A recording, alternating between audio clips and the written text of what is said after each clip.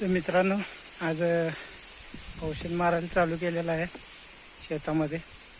Pump पाहू शकताय पाठीवर, हात पंप आहे.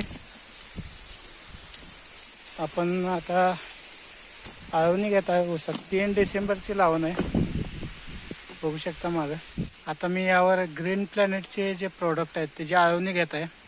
रिझल्ट मला, मी आधी 12 गुंठ्यामध्ये मी याचा गेल्या वर्षी रिझल्ट ही जी फवारणी केली होती तर त्याचा रिझल्ट मला चांगला बघायला मिळालेला.